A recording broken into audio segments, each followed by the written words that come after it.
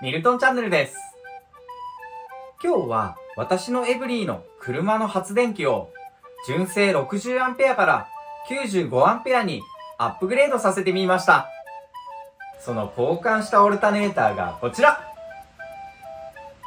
この発電機の交換、サブバッテリーやポータブル電源への充電の速度を上げられる上に、燃費も 2kg 向上したので、かなりびっくりしました。これまで私はいろんなサブバッテリーやポータブル電源を使う中でどうしても解決したい課題がありました。それはバッテリーの充電問題。私のエブリィは純正の発電電流が 60A と小さいため、長距離移動をしないと大容量バッテリーへ充電がたまらず、ずっとストレスに感じていました。そこで今回はどのぐらい発電量が足りないか現状把握するためにクランプメーターを購入して、今のオルタネーターの発電電流を正確に測定することにしました。 ACM03 プラスデジタルクランプメーターです。4899円でした。内容物はデジタルクランプメーター本体、テスターケーブル、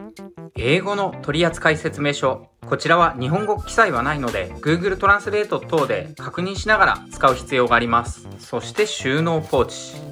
これら一式をこの中に全て収納することができます。このテスターは単4電池3本で動く仕様のようです。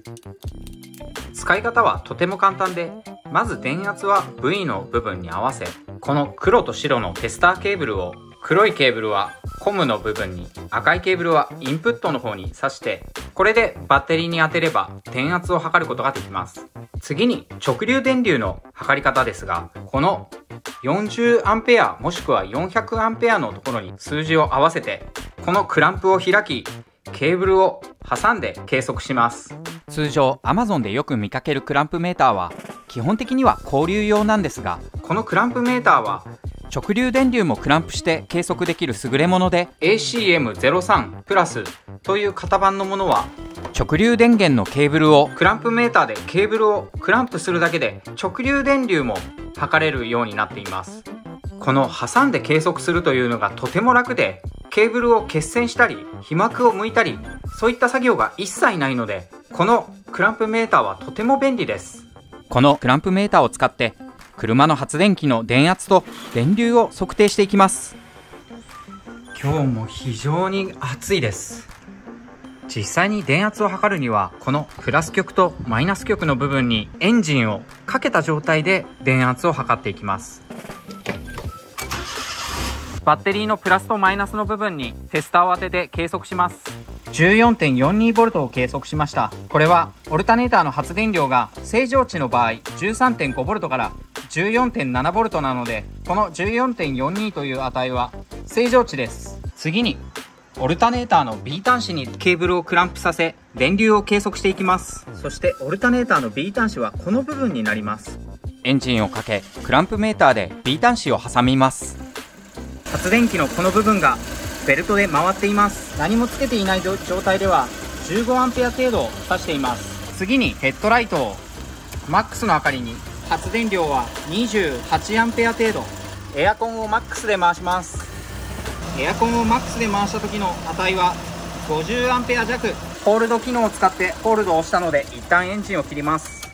ヘッドライト最大エアコンマックスで動かした状態で 48.8A の電流を発電していました。通常は 30A 以上で正常値と言われておりますので、私のエブリィは今のところ発電量的には正常値の値を示しています。通常の使い方をするだけでしたら、この純正のオルタネーターでも十分問題ないと思うんですが、私のようにポータブル電源やサブバッテリーに車の発電機から過酷な充電をさせるのはエブリィにとってはかなり負担がかかっています。そもそもエブリィのオルタネーターの発電量は純正で 60A しかないので、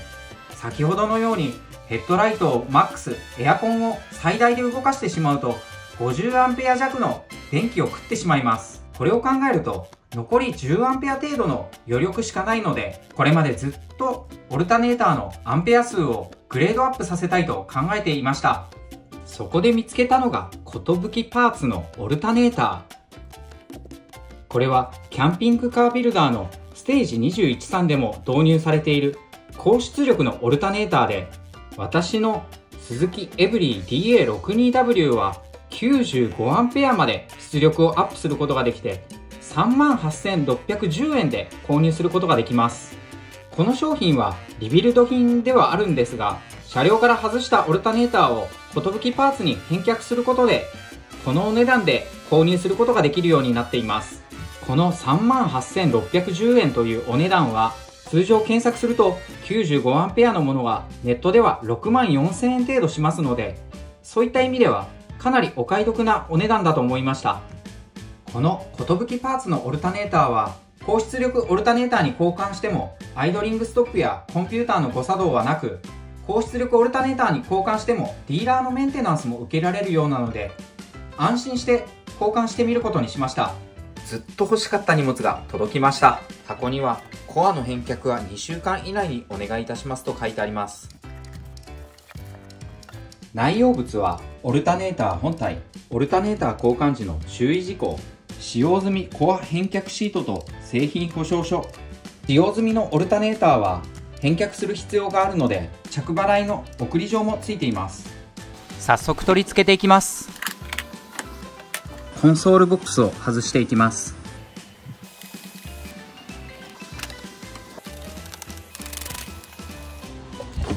目指すオルタネーターはこれになります。本来はこのセンターコンソールみたいなものを外さなければいけないそうなんですけども、ちょっと面倒くさそうなので外さないで今回やってみたいと思います。で、このオルタネーターのカバーなんですが、このケーブルを外さないとこのカバーが外れないので、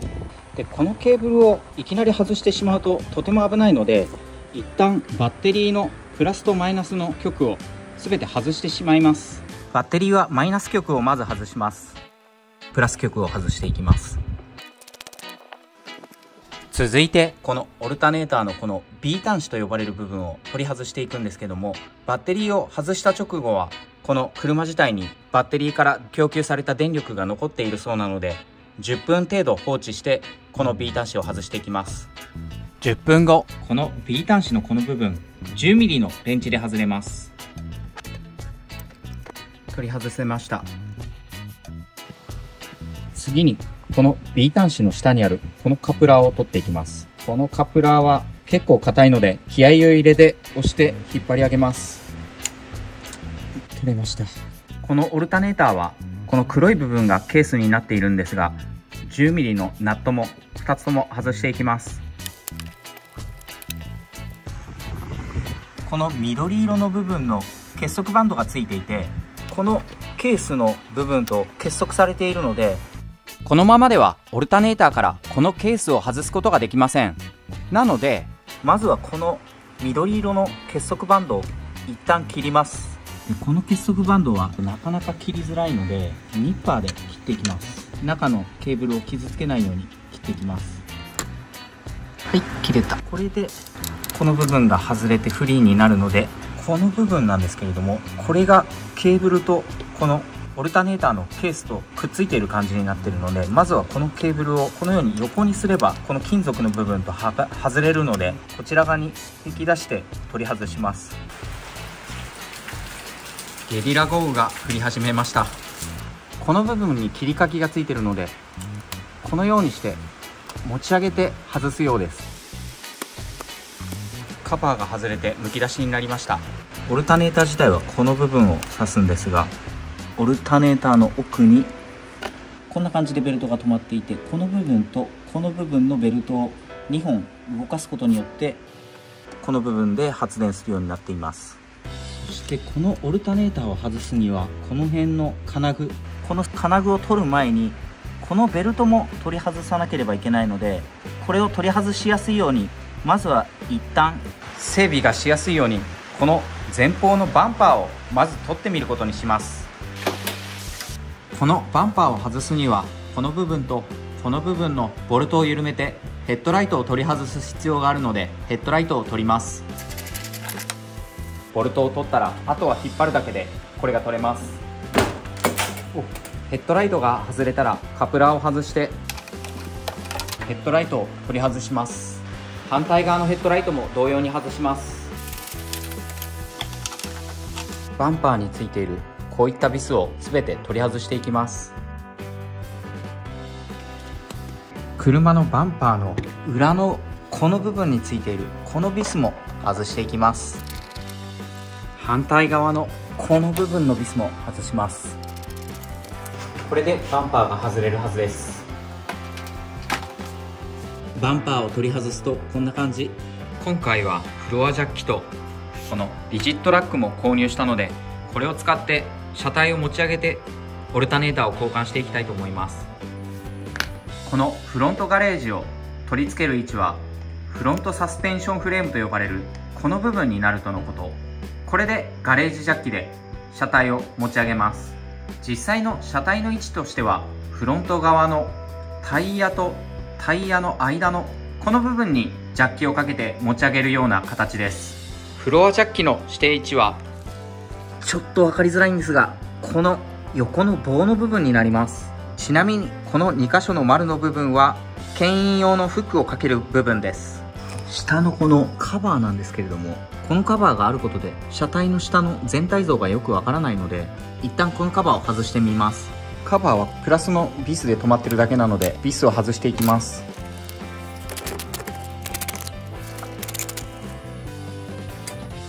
このカバーは合計5箇所のビスで止まっていました。カバーを外したことにより見やすくなりました。この部分にフロアジャッキをかけていきます。今回はジャッキアップ時の安全性を高めたかったので、エーモンのタイヤストッパーも購入しました。このタイヤストッパーをジャッキアップしないリア側のタイヤにこのようにかますことで、万一ジャッキアップの時に車が動いてしまうのを防いでくれます。使うフロアジャッキは大橋産業の油圧式フロアジャッキ。ジャッキアップをしていきます。ジャッキアップポイントはこの部分なので、受け皿の部分にこのようにセッティングして、このエクステンションバーをこの部分に挿して、このストッパーの部分に引っかかるように留めます。あとはこのエクステンションバーを上下するとこの部分が上がってきます。このようにある程度上がってきた段階でジャッキアップポイントに合わせてセッティングをします。私はこのジャッキアップポイントをあまり傷つけたくなかったので、このような使い古しのゴムの手袋を使って、このサドル台の部分にゴム手袋をかけて傷がつかないようにしました。ジャッキアップをしていきます。車体が持ち上がりました。このままこのフロアジャッキを持ち上げた状態で、人がこの車の下に潜り込んでしまうと、このフロアジャッキが万一落ちてしまった時に大事故につながりかねないので、このリジットラックと呼ばれるいわゆる馬をかけていきます。リジットラックをかけるポイントは、エブリーの取扱説明書によると、ちょうどタイヤの泥よけのすぐ後ろの部分、この部分にこのようなリジットラック指定位置があるので、これをまず探します。この部分がリジットラック指定位置になっています。私の購入したリジットラックはこのようにバーとピン止めをして固定する方式になっていて、ピンを抜いてこちらのバーも抜きます。そして高さを調節してバーを通し、そしてこのピンで固定する形になっています。これでこの横のバーを引っ張ってもこのピンが抜けないようになっているので、安全に高さを調整できるようになっています。ではこの部分にリジットラックを設置していきます。このような形でちょうどリジットラックの真ん中になるように設置をしました。運転席側のリジットラックポイントはこの部分になります。セッティングしたリジットラックがこんな感じ。リジットラックをかけ終わったら、このジャッキを下ろしてリジットラックに車の車重を乗せていきます。この大橋産業のフロアジャッキはこの部分、このリリースバルブを左回しにすることによってフロアジャッキを下ろしていく形になっているんですが、この部分の緩み方として、この純正付属のバーのこの部分を刺してこう左回しにして緩めてもいいんですけれども、これだとこのフロアジャッキを緩めるこの部分が回りすぎてしまって微調整できず、フロアジャッキが急激な速度で降りてしまいます。私のエブリーは車両重量が約1000キロあり、急激に車体が降りるのは危険だと感じます。今回はなるべくゆっくり車体を下ろして安全に作業をしたいので、どこにでもあるペンチを使ってこのリリースバルブを挟んで緩めていきます。こうすることでこの純正のエクステンションバーを使って回すよりもこのペンチで回した方が微調整できるので、このフロアジャッキをゆっくり下ろして安全にリジットラックに乗せることができます。ではこの部分をペンチで挟んでゆっくり回して微調整をしながらこのジャッキをゆっくり下ろそうと思います。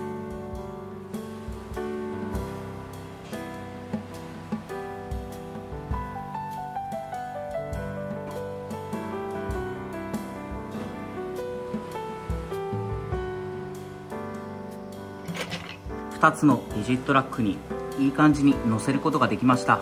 運転席側のリジットラックも助手席側のリジットラックも綺麗にリジットラックポイントに乗っています。車体を持ち上げたことでオルタネーターの全貌が少し見えてきました。このケースがちょっと邪魔なので一旦このケースを取ります。このカバーはプラスドライバーで外れます。カバーは合計5箇所のプラスのビスで留められていました。映像ではうまく撮影できてないのですが、車体下の隙間から見える図解がこのような感じ。この丸の部分がオルタネーター本体、向かって右側が溝ベルト、向かって左は V ベルト。オルタネーターを交換するにはまずこの2本のベルトを取り外して交換する必要があります。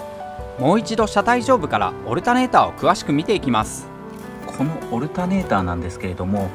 基本的には2箇所のボルトで止まっていて、この部分、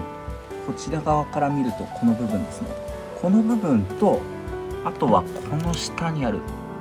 この部分ですね、この部分に長いボルトが1本通っていて、それでこちらの部分に出てきている感じになっています。これは新しいオルタネーターをご覧いただいても分かるんですけども、この2箇所で固定するような形になっています。このオルタネーターを取り外す前にベルトを2本外さなければいけません。まずは1本はこのベルトですね。このベルトを外しつつ、かつこの奥にあるこの太いベルトも外す必要があります。手順としては細いベルトを外した後に太いベルトを外していきます。まずはこの細い V ベルトを外していきます。このベルトを外すにはこのスチフナという金具のボルトを緩めてベルトをたるませる必要があり、この金具は映像のように溝が切ってあるので、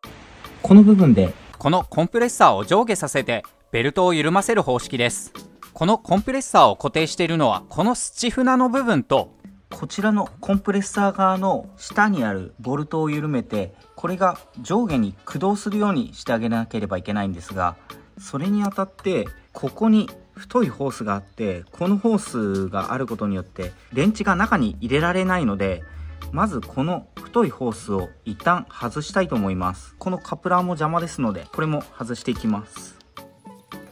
このホースはマイナスドライバーで外せるようですので外します。で、締め付けリングを緩めたら、あとはちょっと硬いんですが、これを横にゆっくりずらしながら外します。外れました。で、この太いチューブを外したことによって、この先にあるこのボルトの部分と、そしてこのボルトのちょうど反対側にあるこの辺りにある下のボルトを緩めていきます。図解するとピンクの矢印の部分のボルトとその奥にあるボルトを緩め、上の黒いスチフナの部分のボルトを緩めると、このコンプレッサーが矢印方向に動きベルトが緩む方式です。原理的にはシンプルなので DIY でできそうだったのですが、私の技術不足でこれが全くうまくいきませんでした。で、下の緩める部分はこの指の先にボルトがあるんですが、このボルトを取りたいので、これを取るためには 12mm のレンチが必要です。で、ご覧のようにかなりスペースが限られているんで、この先ほど上で取った吸気パイプのようなパイプを取りたいと思います。で、このパイプはマイナスドライバーもしくは 6mm のレンチで緩めればこのように緩めることができるので、この部分を取りたいと思います。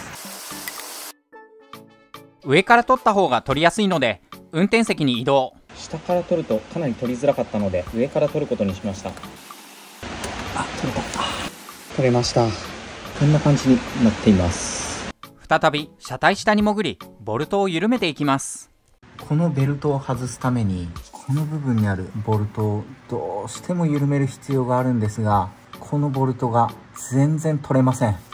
で、あの部分のボルトは 12mm のボルトなんで、もうとにかく手が入れられなくて、すごく隙間が狭いんですね。で、こういったものがもう全く使えなくて、一応使えたのがこの辺りで入ったんですけども、これだけの工具を使ってみても全くボルトが外れる気配がなかったので、ちょっと今回は本当に残念なんですけれども、車の整備工場にお願いをして取り付けてもらいたいと思います。このオルタネーターの交換、私は自分でやることを断念しましたが、 DIY で取り付けたい方もいらっしゃると思うので、私が調べた範囲の情報を共有します。まず丸1の V ベルトを取り外した後は、ピンクの2箇所の矢印のボルトを緩めて丸2の溝ベルトを外します。下のボルトを外すと映像のように六角レンチが入れられるようになるので、この六角レンチを上方向に緩めてベルトを外し、新しく溝ベルトを交換する際は下方向に六角レンチを動かすとベルトが締まる仕組みになっています。仮で取り外していたパーツを元に戻して整備工場に持っていきます。フロアジャッキで車体を持ち上げ、リジットラックを取り外していきます。ペンチを使って車体をゆっくり下ろします。両手でやるとよりゆっくり下ろすことができます。車体を下ろし終えたので、この部分をきっちり締めておきます。今回はベルト交換用にディーラーで純正のベルトを入手していました。 V ベルト側がこちらの型番、そして溝ベルト側がこちらの型番になります。2本で4000円程度なので、それほど高くないと思います。今回私が交換することができなかったこのベルト2本なんですけれども、純正の新品なので、このベルトの正確なサイズや形状を新品のうちに細かくチェックしたいと思います。まずこちらの V ベルトの方、このような感じでやや斜めに切れ込みが入っていて、上から見ると V のような形のベルトになっています。デジタルノギスで正確な値を測ってみると、幅は約 10.7mm、厚さは約 7.8mm になっています。続いてこちらの溝ベルトもチェックしていきます。こちらの溝ベルトはこのように反転させるとよくわかるんですが、合計4本のこのゴムの突起があって、溝がこのようについているような形のベルトになっています。こちらの幅は約 14.3mm、厚さは約 4.2mm。この新しいベルトに交換してもらえるのがかなり楽しみです。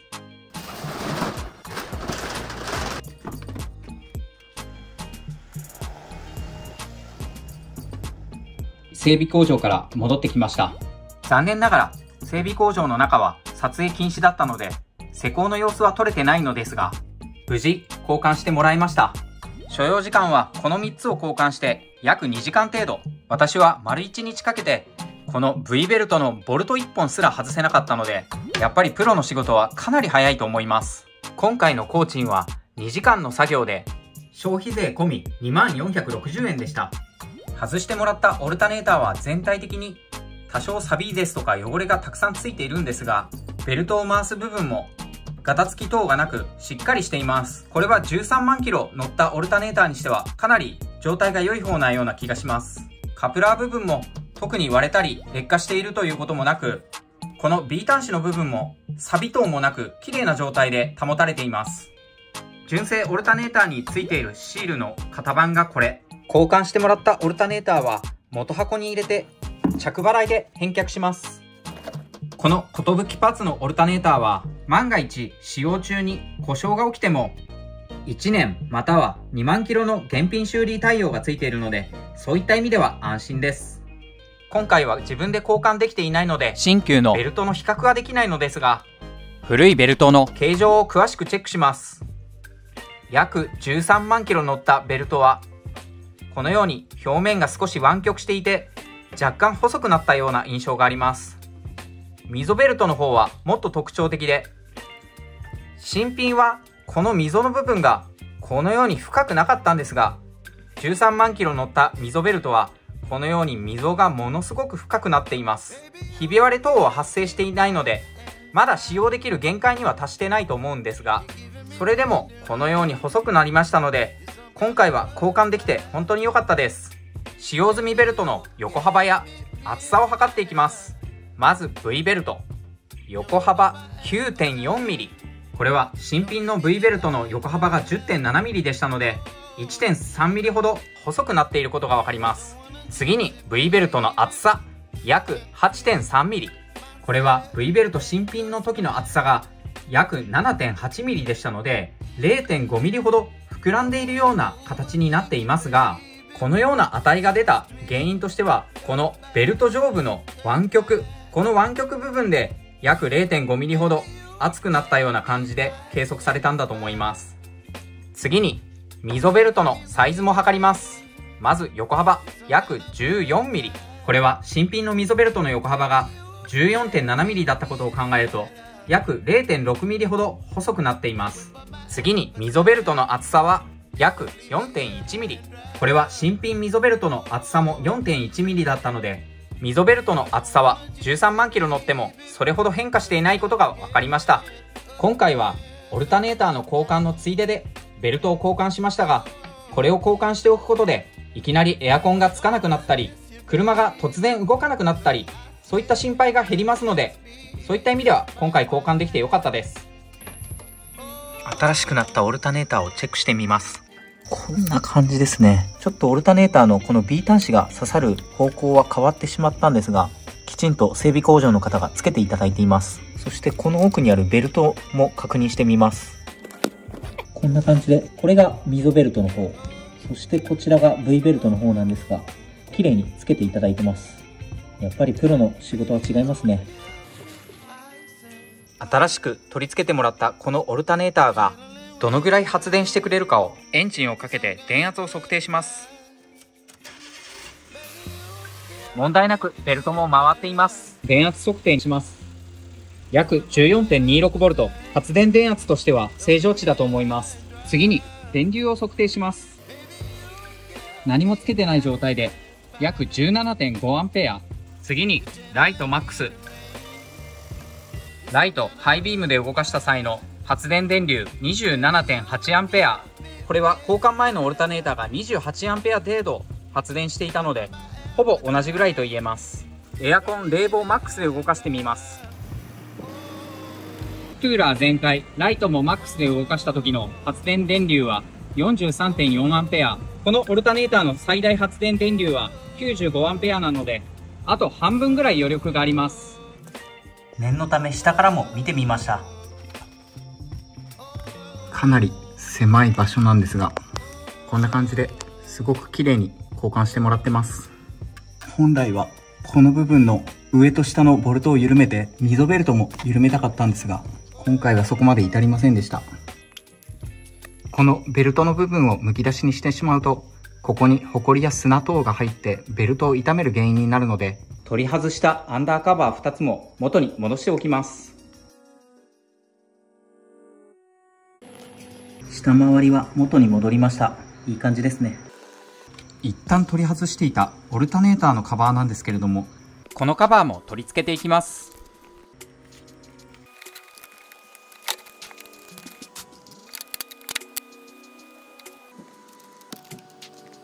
新しいオルタネーターになってもオルタネーターカバーが付けることができました。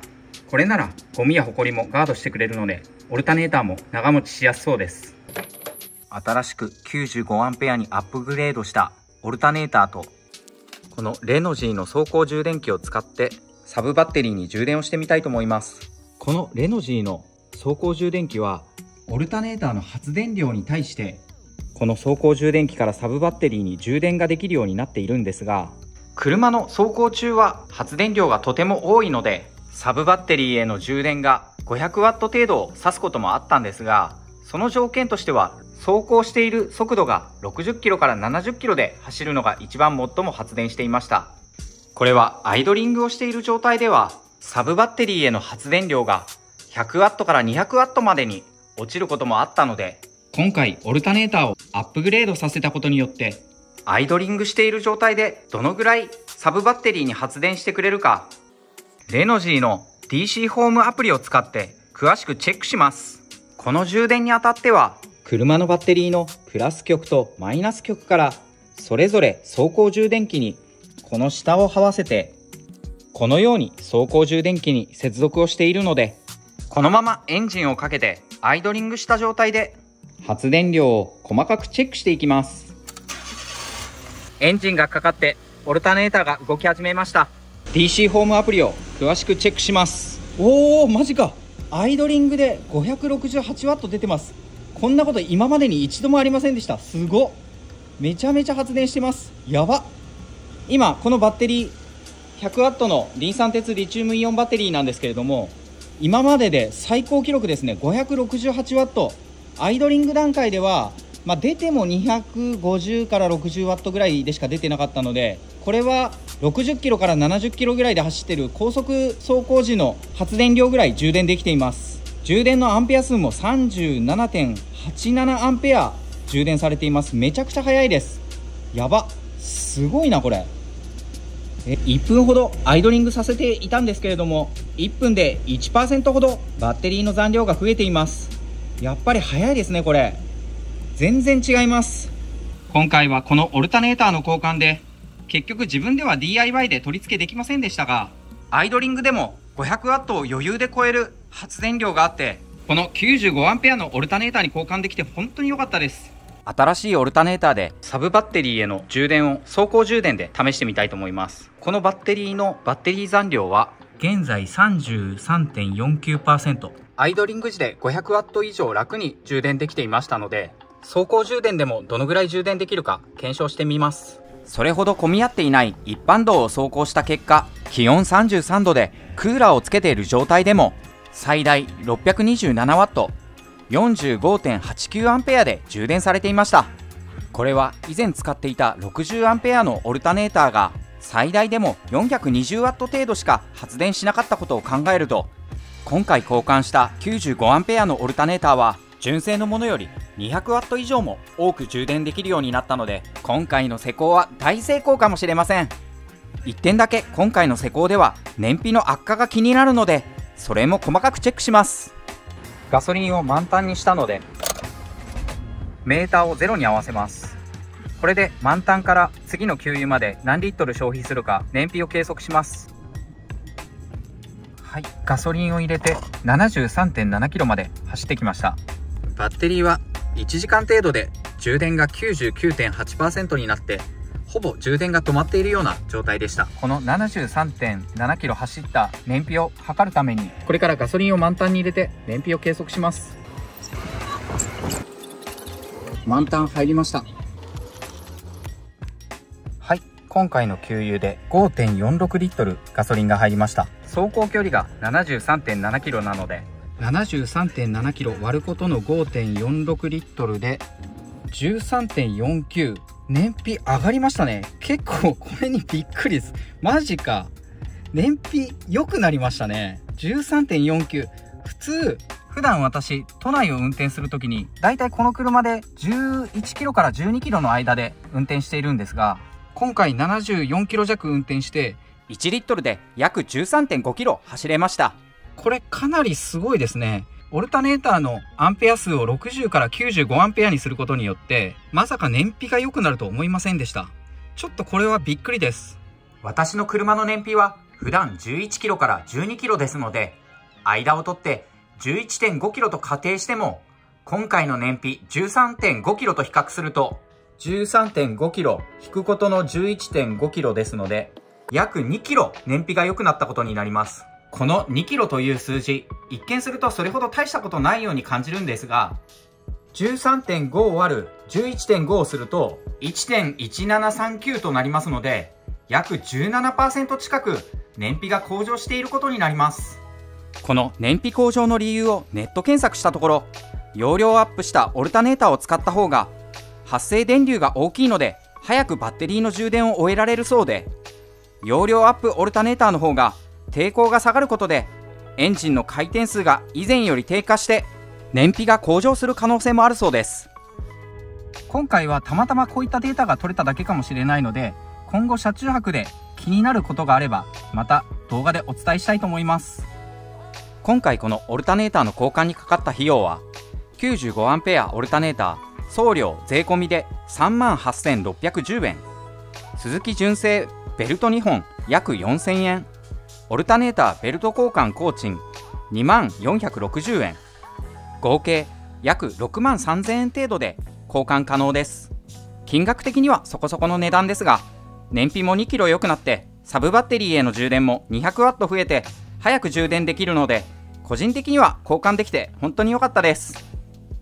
本日もご視聴ありがとうございました。もしこの動画を気に入っていただけたらチャンネル登録、グッドボタンよろしくお願いいたします。